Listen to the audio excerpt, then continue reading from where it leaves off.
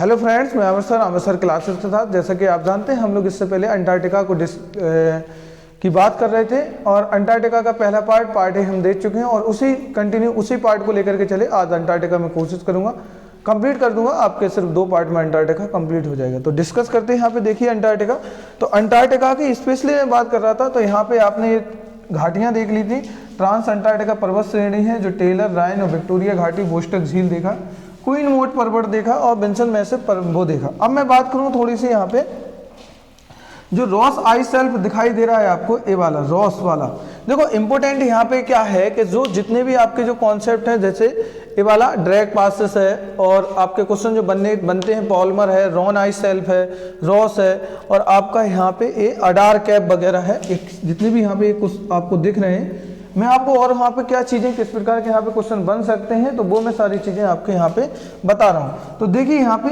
एक चीज़ है यहाँ पे कि आपका जो दिख रहा है ये सागर है, इसी सागर में द्वीप है। क्या है? द्वीप। तो ये क्या है? रॉस द्वीप। रॉस द्वीप। इसी रॉस द्वीप पर क्या है? ज्वालामुखी है। क्या है? यहाँ पे ज्वालामुखी है ऐसा, तो इसको बोलते हैं माउंट इरेबस। तो एक पर्वत है जिसका नाम है माउंट इरेबस। तो माउंट इरेबस है जो, वो कैसा है? सक्रिय ज्वालामुखी है। कैसा है? सक्रिय ज्वालामुखी।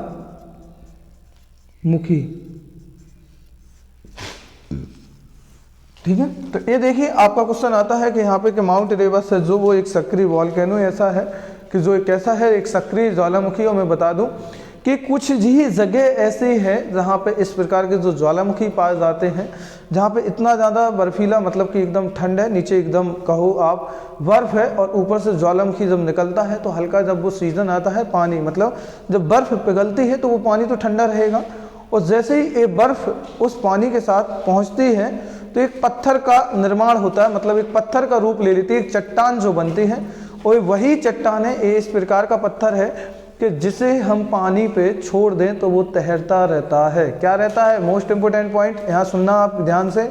मैं क्या कहा कि जब ये वॉल्केनो, मतलब जब इसका लावा पानी के अंदर जाता है, यहाँ पे जो इसका लावा है माउंट इरेबस का, और जब इस रॉस सागर के आसपास वाले हिस्से में, जैसे रॉस आइस शेल्फ के पास में जब ये गिरता है तो इसमें क्या होता है कि जो पत्थर, जो टुकड़े यहाँ पे बनते हैं वो किसके बनते हैं? वो ऐसे बनते हैं कि आप उनको पानी में छोड़ दो तो वो तैरते रहेंगे लकड़ी की तरह। जैसे आपने सुना होगा कि इंडिया का राम सेतु है जो तमिलनाडु से और जो मतलब श्रीलंका के बीच में बनाया गया था, तो जिसे हम मतलब धनुषकोडी के नाम से भी जानते हैं या एडम ब्रिज के नाम से भी जानते हैं, कहा जाता है ऐसा। अब कितना प्रूफ है नहीं है उस चीज़ पे हम बहस करने यहाँ नहीं बैठे हैं, हम अपने एग्जाम पॉइंट ऑफ व्यू के हिसाब से यहाँ पे चीज़ों को देख रहे हैं। तो यहाँ पे कहा जाता है कि जब आपकी मतलब भगवान श्री राम है, जो मतलब श्री राम थी, आपकी जो पत्नी थी मतलब श्रीमती सीता जी, तो सीता जी को जब रावण ले गए थे मतलब हरण कर करके, तो राम उनको जब वापसी लेने के लिए गए तो अपनी जो सेना थी, जो वानर सेना के द्वारा वो पुल बनाया गया था, तो उन पत्थरों का जो उपयोग किया गया था वो पत्थर यही थे। तो आप कह सकते हो कि यहाँ देखिए तो इसमें भी एक कॉन्सेप्ट है कि ये पत्थर बनते कैसे हैं। अगर आपको और ज़्यादा डिटेल से देखना है तो आप ये सर्च मार के इंटरनेट वगैरह गूगल सर्च करेंगे, यूट्यूब, हर जगह ये चीज़ें आपको मिल जाएंगी। तो ये है चीज़। तो रॉस यहाँ पे जो माउंट इरेबस है कैसा है? एक सक्रिय एक्टिव वॉल्केनो है। अब मैं बात करता हूँ कि इसकी हमने बात की थी कि ये क्षेत्रफल में मैं बात करूँ तो क्षेत्रफल में कौन से नंबर पे है? तो 5वां इसका स्थान आता है। क्या आता है?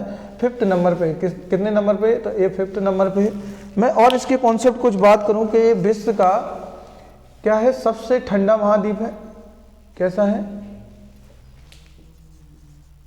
अगला पॉइंट लिखना, विश्व का सबसे ठंडा महाद्वीप, ठंडा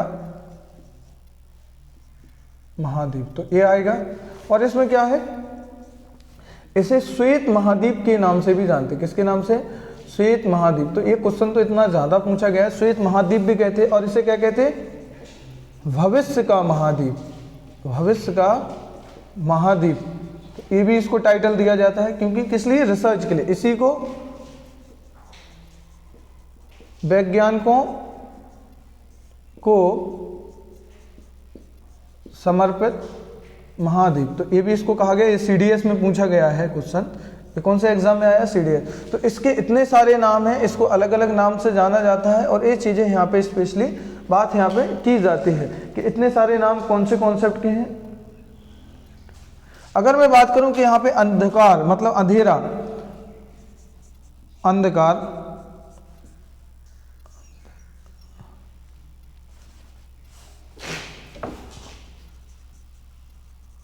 जो अंधकार रहता है वो 22 मार्च से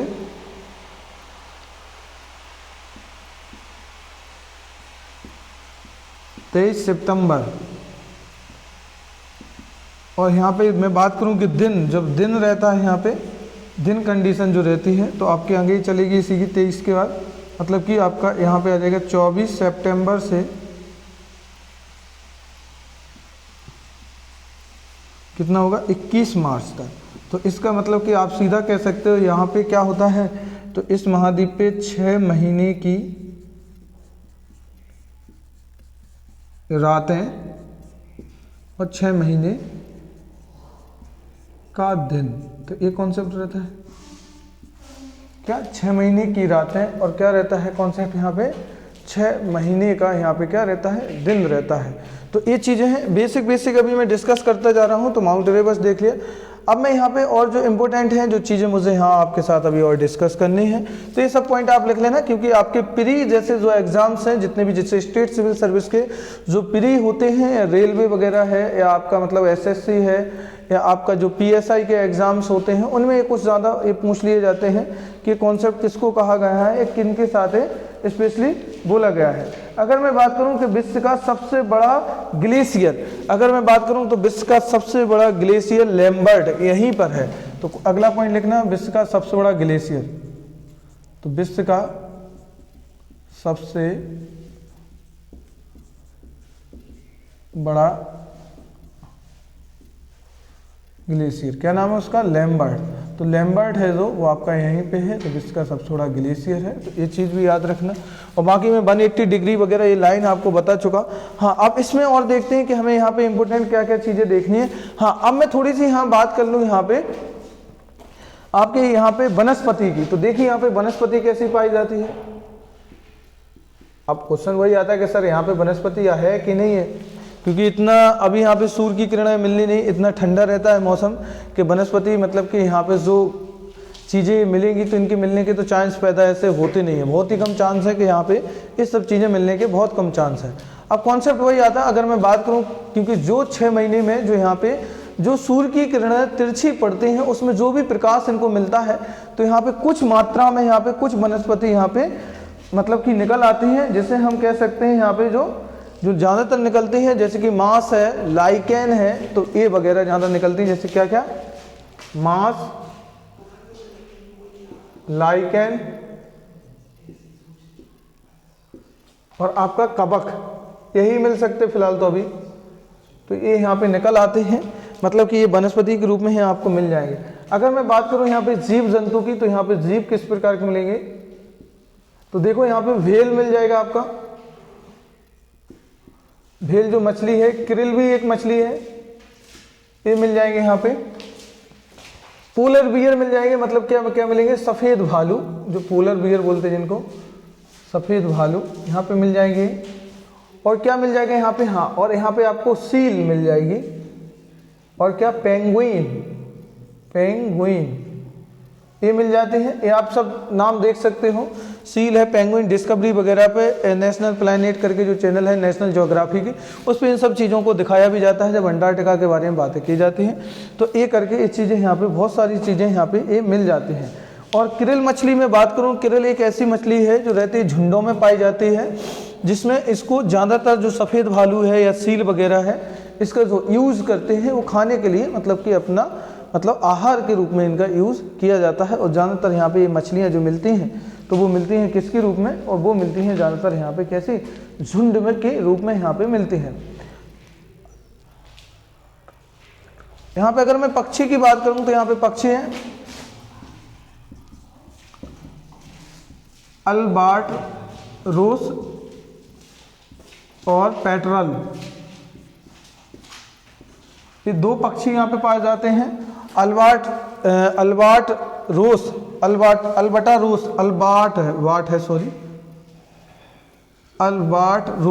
अल्बाट्रोस और पेट्रल यहाँ पे दो ये पक्षी पाए जाते हैं, मतलब बर्ड है जो ज़्यादातर जो रहती है, ये ज़्यादातर उड़ती रहती है। चिड़िया जो रहती है, ये पक्षी जो रहता है ज़्यादातर आसमान में ही रहता है। मैं इसकी बात करूँ, ज़्यादातर जो रहेगा वो यहीं पे रहेगा। अब मैं थोड़ी सी इसमें और इम्पोर्टेंट जो चीज़ें हैं बात करता हूँ मैं यहाँ पे। देखो ये सब चीज़ें यहाँ पे तो बात कर रहा हूँ कि अंटार्कटिका एक ऐसा रहा है, अगर मैं आपको यहाँ पे पढ़ाऊँगा, जब मैं वायुमंडल का टॉपिक आपके डिस्कस करूँगा या वायुमंडल पढ़ाऊँगा, तो यहाँ पे देखना कि जो मतलब वायुमंडल की और जो मतलब हमारे जो अर्थ है, मतलब कि जो लैंड है, उसके बीच में जो वायुमंडल का जो पूरा कॉन्सेप्ट है वो 16 किलोमीटर बताया जाता है। कितना?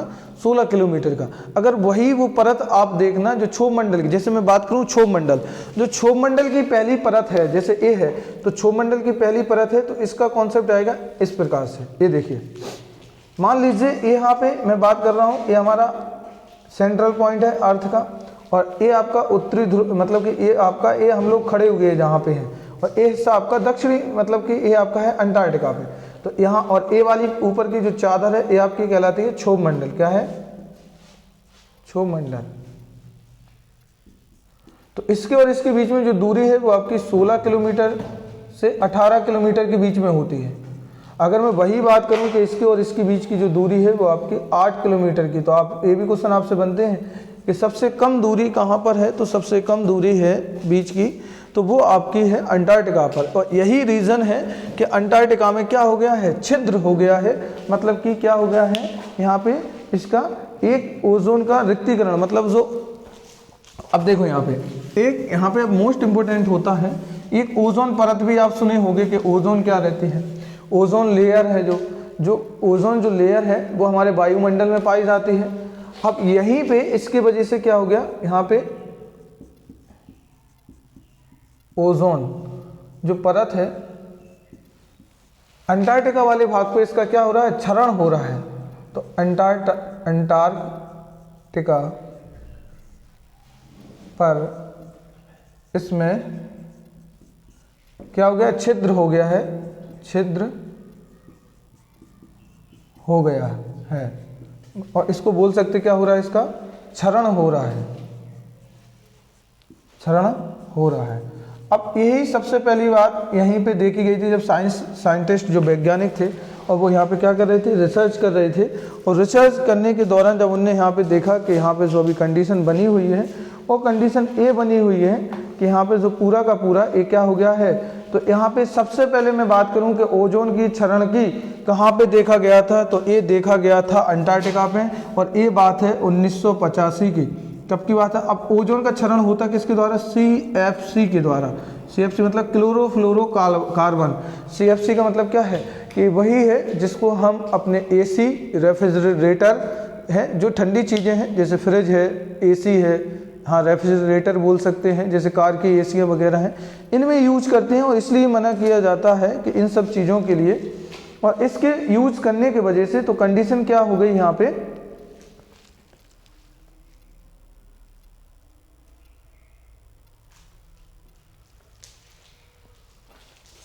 देखो यहाँ पे एक कॉन्सेप्ट आपको थोड़ा सा समझा दूँ मैं, कि अब आप कहोगे सर कि अगर क्षरण हो रहा तो फिर उसका ओजोन लेयर से क्या लेना देना, कि ठीक है कि अभी मतलब हम ठीक है एक कॉन्सेप्ट बोल सकते कि ऐसा चल रहा, लेकिन उसका ओजोन से क्या लेना। देखो मैं यहाँ एक कॉन्सेप्ट बता दूं कि जब सर्दी का मौसम आता है तो यहाँ पे जितने भी लेयर होते हैं, जैसे फॉर एग्जांपल जो भी गैसें यहाँ जाती हैं वायुमंडल के द्वारा, वो सब मतलब सर्दी के मौसम में क्या जम जाती हैं क्रिस्टल के रूप में। किसके रूप में?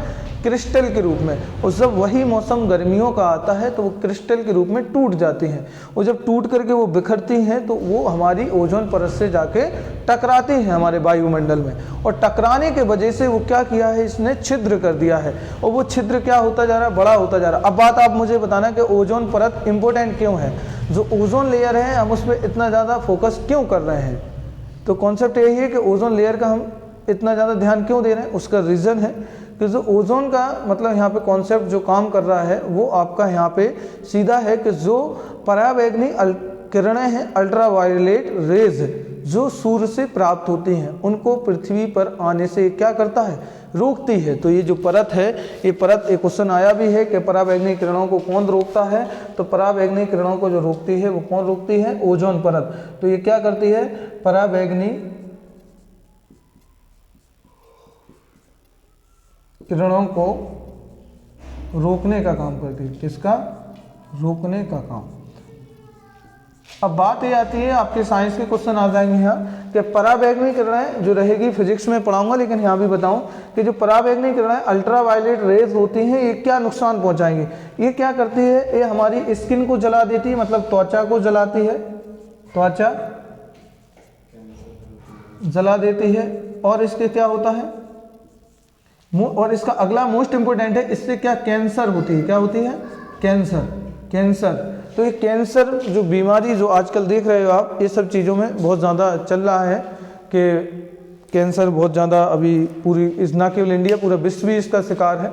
और मतलब अगर जिसको हो जाए तो बहुत ही कम चांस है, फिर उसको बचने के लिए मैं मतलब ऐसी ईश्वर से प्रार्थना है कि किसी को ना हो, वो मैटर अलग है, ठीक है। तो यहाँ पे ये देखिए, तो यहाँ पे तो है, तो पराबैंगनी किरणें जो ओजोन परत से रोकने का काम करती है, उससे क्या होता है, त्वचा जला देती है। त्वचा जो हमारी स्किन होती है तो उसमें झुर्रियाँ टाइप की जल्दी पड़ जाती हैं, और क्या करती है, इससे कैंसर उत्पन्न होती है। क्या होती है उत्पन्न, यहाँ पे कैंसर उत्पन्न होती है, ठीक है। तो ये चीज़ें देखी हमने यहाँ पे। अब मैं थोड़ा सा यहाँ पे बात कर लूँ। यहाँ पे मैंने एक यहाँ पे कॉन्सेप्ट लिखाया है, वैज्ञानिकों को समर्पित महाद्वीप। अब आप ये देखिए कि जब यहाँ ये बात बोल दी कि वैज्ञानिकों को समर्पित महाद्वीप है, तो आप ये बताइए कि अभी तो इस पे कोई मतलब ऐसा संभव है नहीं है। हमने यहाँ पे वनस्पति, जीव व पक्षी भी देखे, यहाँ पे मतलब जो मानव है, होमोसेपियंस है, उनका जाना तो पॉसिबिलिटी नहीं है हम लोगों का। अब साइंटिस्ट भी, अब आप कहोगे सर साइंटिस्ट तो रिसर्च करते हैं, तो साइंटिस्ट जो रिसर्च कर रहे हैं वो एक पूरा उनका पूरा स्टेशन बना हुआ है, रिसर्च स्टेशन, और फुल सिक्योरिटी के साथ रहते हैं। अब ऐसा नहीं कि वो घूम रहे हों अंटार्कटिका पे, मन बोला नहीं यार आज भोजटक झील घूमने चले, नहीं यार आज ये घूम लिया बिन्सन मैसिव घूमने चले, अरे नहीं ये घूम लिया, चलो यार विक्टोरिया घाटी घूम कर आते। तो ऐसा नहीं होने वाला ना यहाँ पे कि आज यहाँ घूमा कल वहाँ, जैसे अभी हम घूमने चले जाते। तो ऐसा यहाँ पे पॉसिबिलिटी नहीं है। यहाँ पे ये लोग अपने अपने रिसर्च स्टेशन जो इनके पूरा एक ऐसे ज़मीन के अंदर ये गड्ढा करके वहाँ पे पूरा चारों तरफ से उसको ढक करके, और एक पूरा इनका कैंप टाइप का रहता है, और उस स्टेशन से बाहर नहीं आते हैं। और वो भी इस स्टेशन पे कब तक रहेंगे, जब तक यहाँ पे दिन रहेगा। मतलब हम कह सकते हैं ज़्यादातर 4 महीने तक ही रिसर्च करते हैं, बाकी 6 महीने रात रहती है, 2 महीने मौसम है जो बहुत ज़्यादा मतलब क्रिटिकल रहता है ये कंडीशन, तो वहाँ पे नहीं। तो ज़्यादातर ये 4 से 5 महीने ही यहाँ पे अपनी रिसर्च करते हैं, और पॉसिबिलिटी नहीं है फिर तो 6-7 महीने इनको बाहर आना ही पड़ेगा, जो यहाँ पे मतलब क्या हो जाती है, रातें हो जाती हैं। हाँ, अब मैं आपके साथ यहाँ पे जो बात कर रहा था, हाँ, कि बात आती है अब यहाँ रिसर्च, जब वैज्ञानिकों को कह दिया कि वैज्ञानिकों को समर्पित महाद्वीप है, तो सभी लोगों ने इंटरेस्ट लिया कि रियल बात है कि अभी यहाँ पे है क्या। तो जब लोग गए तो इन्होंने देखा यहाँ पे सबसे ज़्यादा, आप ये बात जानते हो कि अगर मैं सबसे शुद्ध पानी की बात करूं तो सबसे ज़्यादा जो शुद्ध पानी है वो कहाँ पे मिलेगा, बर्फ़ों से प्राप्त होता है। या जैसे वर्षा का अगर सबसे शुद्ध पानी तो वर्षा का जल होता है, और उसके बाद बर्फ़, जो बर्फ़ जम जाती है उसका शुद्ध पानी माना जाता है। अब सभी लोगों में एक होड़ मच गई, होड़ मतलब कंपटीशन हो गया कि हम सबसे पहले पहुंच के रिसर्च करेंगे, हम सबसे पहले पहुंच के रिसर्च करेंगे। इस प्रकार से लेके आज आप देखोगे जो ये हिस्सा पूरा दिख रहा है, मैं बता दूं, इन हिस्सों पे पूरे किनारे किनारे यहाँ पे सब रिसर्च स्टेशन लग चुके हैं। क्या लग चुके हैं, रिसर्च स्टेशन लगा लिए हैं। किसने लगा लिए हैं, इस सारे कंट्रियों ने। और ऐसे करके इंडिया के भी यहाँ पे रिसर्च स्टेशन लग गए हैं, और उन्हीं हम रिसर्च स्टेशन की यहाँ पे बात करेंगे। तो यहाँ देखिए, यहाँ पे मैं बात करूँ तो सबसे पहले यहाँ पे 3 रिसर्च स्टेशन है, एक यहाँ पे 2 और 3, तो उन्हीं की हमें बात करना है। ये आपका दक्षिणी गंगोत्री,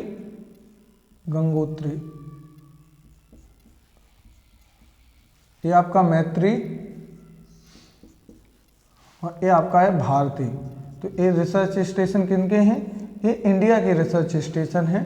तो इन लोगों ने एक क्या है, यहाँ पे क्या, ये सब रिसर्च करने के लिए जाते हैं। अगर मैं बात करूँ यहाँ पे जो है ये सब की चीज़ें, सबसे पहले यहाँ पे सॉरी मैत्री ऊपर रहेगा, ये मैत्री है, ये ऊपर है,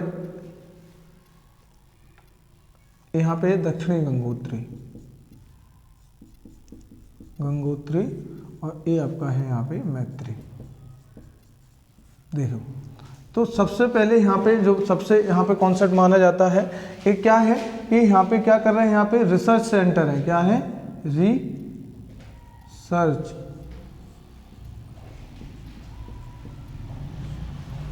सेंटर है और भारतीय रिसर्च सेंटर है और भारतीय भी एक रिसर्च सेंटर है। अब मैं बात करूँ यहाँ पे सबसे पहला जो लगा था दक्षिणी गंगोत्री लगा था 1983 में और फिर 99 में लगा था मैत्री। तो सबसे पुराने की बात करूँ कि सबसे पुराना कौन सा है तो दक्षिणी गंगोत्री है जो 1983 में काम किया था और इसने 1990 में, और इसका जो अभी भारतीय है ये अभी नया है और ये अभी जस्ट 2012 में लगाया गया था। ये 2012 2003 ऐसे करके कुछ डेट है इसकी, मैं देख लूँगा इसका। बाकी मैत्री का आपका इसका हाँ 2012 में इसको लगाया गया था। ठीक है, एक चीज़ यहाँ पे देखिए। अब मैं आगे बात करता हूँ यहाँ पे रिसर्च स्टेशन की तो बात हो गई। एक यहाँ पे जो इम्पोर्टेंट है जो हमें बात करनी है जिसकी, वो है आपका national centre for Antarctica and ocean research. National centre for Antarctica यहीं पे लिखा देता, national centre Antarctica for research, national centre Antarctica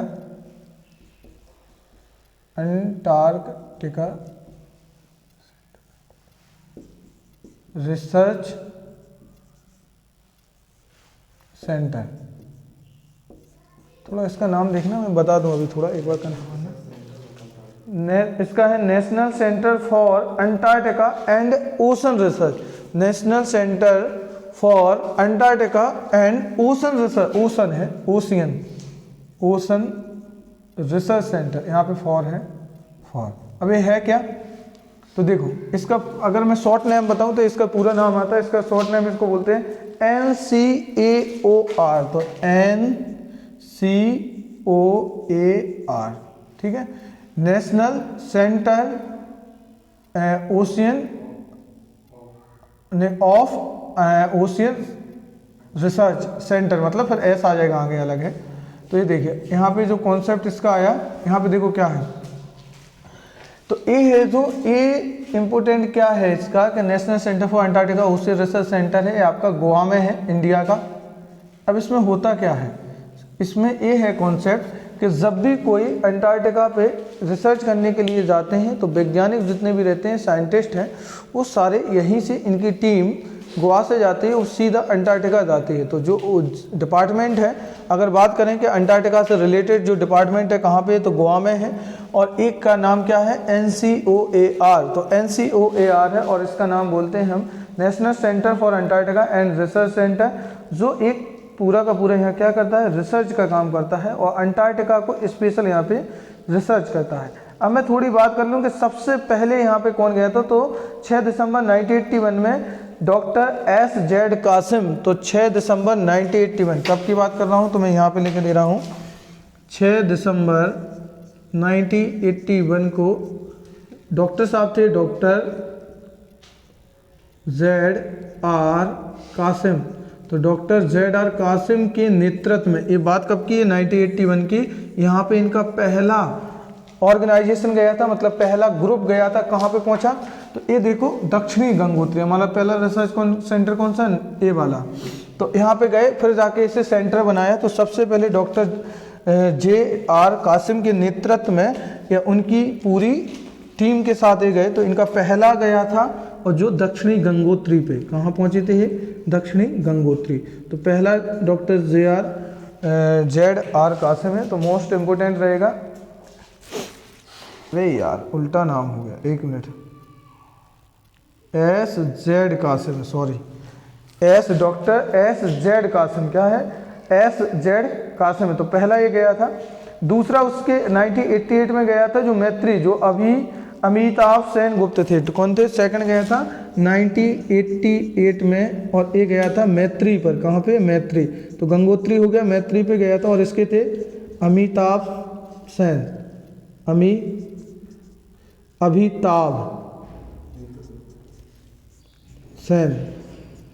तो अमिताभ सेन गुप्त थे, तो ये गए थे और इनके, तो ये गया था पहला, ये फर्स्ट है और ये वाला आपका सेकंड है। ठीक है, तो ऐसे करके यहाँ पे उनके ऑर्गेनाइजेशन चलते रहते हैं। मैं बात करूँ ये कंटिन्यू यहाँ पे क्या करते हैं, जाते रहते हैं किसके लिए, रिसर्च के लिए। ठीक है, तो ये आपका यहाँ पे और अभी कुछ मैं बता दूं, अभी मुझे करंट में था 40 या 41 में गया है, अभी टोटल 40 जा चुके हैं। ऐसे आप काउंट करोगे 1 2 3 4 करके, अभी जस्ट 20 में गया था। और मैंने करंट अफेयर की सीरीज़ में जो मेरी मतलब चल रही थी उसमें मैंने पढ़ाया भी था, मुझे नाम नहीं आ रहा याद अभी, और वो 40 या 41 में करके पहुंचा है। तो इस पर रिसर्च करने के लिए इस आगे इन्हीं सेंटर पे तो यहाँ पे पहुंचे। तो ये चीज़ आप देख लेना करंट में कौन सा था एक बार, और उसको यहाँ पे नोट डाउन भी कर लेना, क्योंकि करंट में है तो क्वेश्चन यहाँ से पुटअप हो गए। तो ये देखा हमने आज पूरा अंटार्कटिका को, इसकी यहाँ की जलवायु, यहाँ की हर एक चीज़ को। ज्वालामुखी देखिए, पर्वत कौन सा इंपॉर्टेंट है, बिन्सन मैसिव है, एक ही झील है, बोस्टक झील है। ठीक है, और रॉस सागर, ये सब चीज़ें देखी। यहाँ पे वनस्पतियाँ, जीव, पक्षी, ये सब चीज़ें देखी। और भी चीज़ें इसमें अगर कुछ लगती है मुझे, या करंट में जो इशू रहते हैं तो उनको मैं करंट में कवर कराता जाऊंगा। बाकी ये 2 पार्ट आपके पार्ट ए में पढ़ा चुका था, और ये आपका क्या है, पार्ट बी है। ये आपका क्या है, पार्ट बी। तो ये आपका पार्ट बी रहेगा, और ऐसे करके अंटार्कटिका आपका कंप्लीट हो जाता है। इसके बारे में बता भी दिया, ओजोन परत के बारे में, ये सारे कॉन्सेप्ट आप लिख भी लेना। और एक बार थोड़ी इनको रिसर्च भी कर लेना, मतलब कि गूगल से सर्च करके और भी चीज़ें एक्स्ट्रा मिलती हैं जो एग्ज़ाम के हिसाब से इम्पोर्टेंट लगती हैं, तो आप उनको नोट डाउन ज़रूर करना और ये नोट्स ज़रूर बनाते जाइएगा। हाँ, मेरी आप सबसे एक रिक्वेस्ट है कि आप ज़्यादा से ज़्यादा अपने फ्रेंडों के साथ, अपने मित्रों के साथ वीडियो को शेयर कीजिए, और जो भी और आप चाहते हैं कि मैं इसमें और क्या इम्प्रूव करूँ और क्या मतलब आपको और बेटर दे सकता, आप मुझे कमेंट करके ज़रूर बताएं। मैं कोशिश करूँगा बेटर देने की। ओके, मिलते हैं हम लोग इसके नेक्स्ट पार्ट में। Okay, thank you.